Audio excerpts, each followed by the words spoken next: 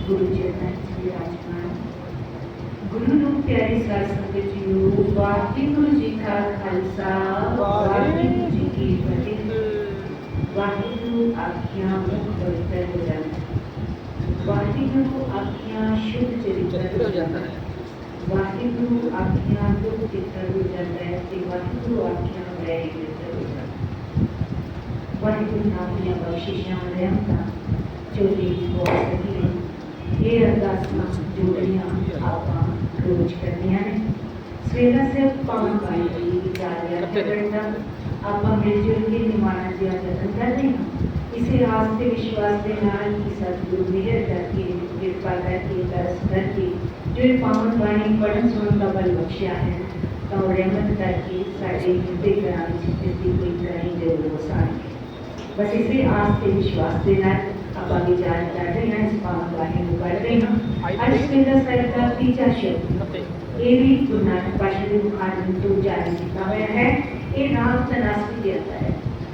राग धनास्ती महला पहला गगन में आलो चंदी पक बने तार का मंडल जनक मोती धूप मत आलो पवन चौलो करे सगर बन राय ज्योति कैसी आरती हो भगवंता तेरी आरती अनंता शब्द वजन तेरी जाओ। साध संगत जीओ, एक वो प्यारा शब्द है जो गुरु नानक पातशाह ने तनासरी राग के उच्चारण किया है। गुरु ग्रंथ साहिब के ये शब्द दो बारी अंकित है, सुशोभित है। एक आप पढ़ते हैं 13 अंगतिक पन्ना जिसको कह सकते हैं, अंग जिसको कहते हैं 13 अंगतिक है, फिर दूजा 663 अंगतिक ये सुशोभित है। दो बारी गुरु ग्रंथ साहिब के ये पावन शब्द दर्ज है। गुरु नानक पातशाह जो साध संगत जी पहली उदासी के दौरान जो गुरु पातशाह हरिद्वार होंदे हुए जगन्नाथपुरी पहुंचे हैं, उत्थे गुरु पातशाह ने उत्थे दे पंडितां नूं आरती करते देखा है। जो एक थाल दे विच दिए जगा के धूप बत्ती जगा के आरती कर रहे सन। गुरु नानक पातशाह ने वो देख के ये कहा कि उस पार ब्रह्म परमेश्वर की आरती निक्के निक्के दीवियां के नाल निक्के निक्के थाल विच किवें हो सकती है। उत्थे गुरु पातशाह ने एक पावन बाणी उच्चारी की है। गुरु पातशाह फरमाउंदे ने गगन में थाल चंद दीपक बने तार का मंडल जनक होती, यानी जिहड़े गुरजे पटके लोग ने ना उन्होंने उस परम पिता परमेश्वर की जो पार ब्रह्म है, जो कण विराजमान है, उसकी आरती किवें हो रही है कि किवें होनी चाहिए है, ये दसना चाहता है।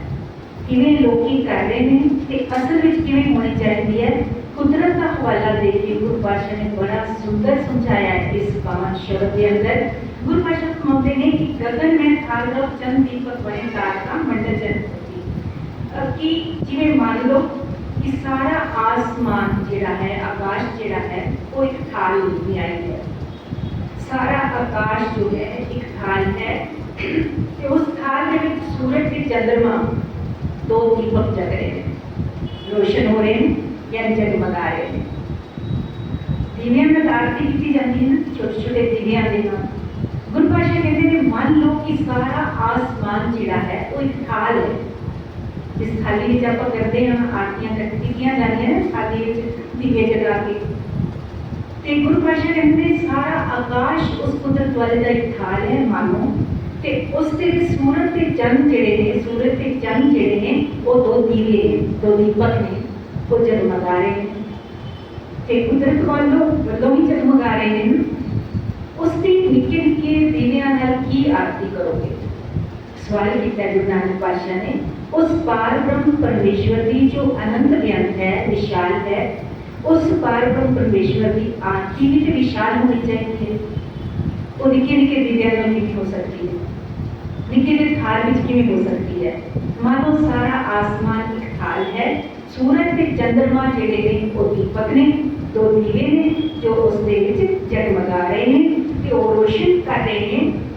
तारियां का जो समूह है, सारा तारियां का समूह है जिहड़ा आकाश का मंडल जनक मोती, वो मानो उस दे विच रखे हुए छोटे छोटे मोती ने।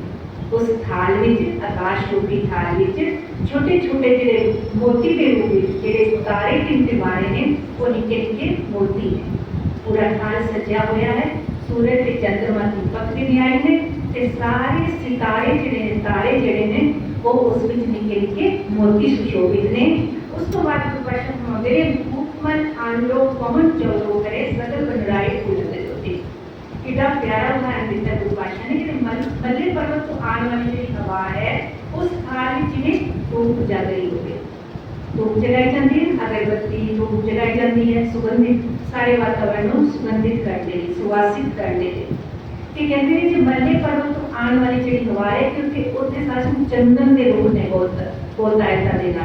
चंदन की अपनी एक निराली सुगंध है, खुशबू है ना चंदन की।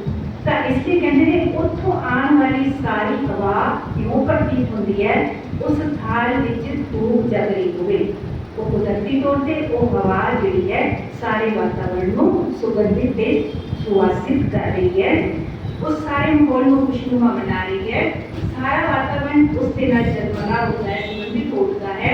ठीक इसी तरह मल्ले पर्वत के चंदन के वृक्षों के करके वो कांटा के कारण उस वालों आने वाली हवा के नाल सारा वातावरण सुवासित होता है। हवा मानो जवर कर रही होवे कि सारी वनस्पति प्रकाश पुंज प्रभु परमेश्वर की आरती लई फुल सुगंधित फुल अर्पित कर रही हो। जितने भी कुदरत के फुल ने ना रंग बिरंगे वो सारे मानो उस थाल में सजे हुए हैं। जो थाल कुदरती आसमान है सारा, उस पे सूरज के चंद्रमा दीपक ने, सारे जिहड़े तारे टिमटिमारे ने वो उस विच रखे हुए मोती ने। मल्ले पर्वत वालों आने वाली हवा जी है चंदन के रुखा की बहुतायता करके वो मानो उस विच धूप जग रही है। उस तो बाद साथ समझियो सारी वनस्पति जी है प्रकाश वाहिगुरू के लई आरती के लई फुल अर्पित कर रही है। कितना प्यारा उदाहरण देता है ना। ये वो आरती है साथ समझियो जदों गुरुदेव रविंद्रनाथ टैगोर नूं किसी ने कहा सी ना आप जी ने जन गण मन राष्ट्रगान लिखा है, जे किधरे तो विश्व गान लिखना होंदा तां किहड़ा लिखदे। उस वेले गुरुदेव रविंद्रनाथ टैगोर ने कहा सी वो तो पहले ही लिखा गया है, वो तराना वो गीत से पहले लिखा गया है। कहते सानू तो नहीं पता, पूछने वाले ने कहा सानू तो नहीं पता, असीं तो नहीं सुनिया। कहते उस वेले हवाला दिता सी, एक एग्जाम्पल दिता सी कि गुरु नानक पातशाह लिखते हैं जिहड़ी एक गगन में थाल वाली चंद वाली की आरती है वो समझ लो कि विश्व तराना है, सारा संसार ते इस विच वसन वाले सारे जीव जिहड़ी है जीव जिहड़े ने सारी वनस्पति ते सारे जीव वो सारे जीव ही उस मालक की आरती कर रहे हैं। किवें कर रहे हैं? जिहड़ी आपां श्वास लेते हैं उसकी एक ध्वनि है, उसकी एक आवाज है, वो निक्के निक्के समझ लो नाद बज रहे थे, बाजे बज रहे थे, आरती की जाती है तो इंस्ट्रूमेंट बजाए जाते हैं ना।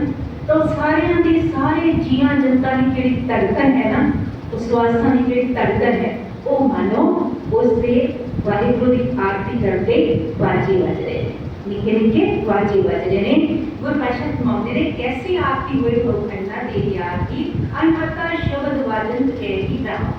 जीवन ने जन्म के मौत के बंधन कटने वाले पार परमेश्वर जी जगत में तेरी कैसी आरती, कैसी विलक्षण आरती हो रही है।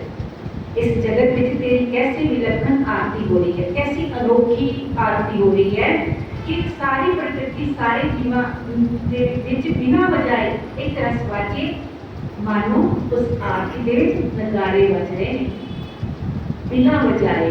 ये धड़कन अपने आप चलती है ना, आप नहीं चलाते, आप सुते होंगे भी श्वास की गति चलती है ना।